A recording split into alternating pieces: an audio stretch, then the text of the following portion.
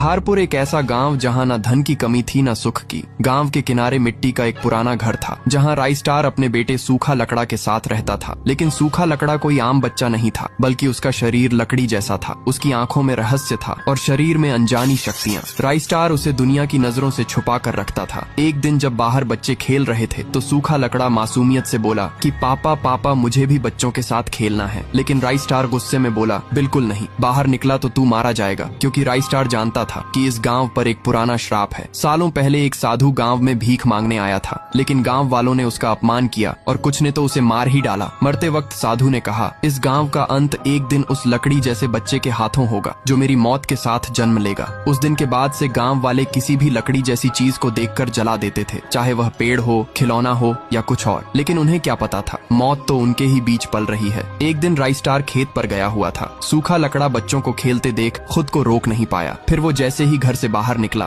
तो गांव वालों ने उसे देख लिया और उन लोगों ने बिना सोचे समझे उसे घेर लिया और जिंदा जला दिया। जलते हुए सूखा लकड़ा की आंखों से आंसू नहीं बल्कि आग निकली और वो बस एक बात बोल पाया कि अब ये गांव तबाह हो जाएगा। फिर राइस्टार दौड़ता हुआ आया और बेटे की जली लाश को देखकर टूट गया। जिस चीज से डरता था वही हो गया। आसमान में काले बादल छा गए, बिजली कड़कने लगी और गांव में सन्नाटा छा गया। रात को अझुकाका घर से बाहर निकले, देखा तो सूखा लकड़ा की लाश गायब थी और वहां पर बस एक सूखा पेड़ खड़ा था। नीचे एक लकड़ी का बंडल रखा था। फिर जैसे ही अझुकाका ने उस पर आग लगाई तो वो जोर से चीखे और उनकी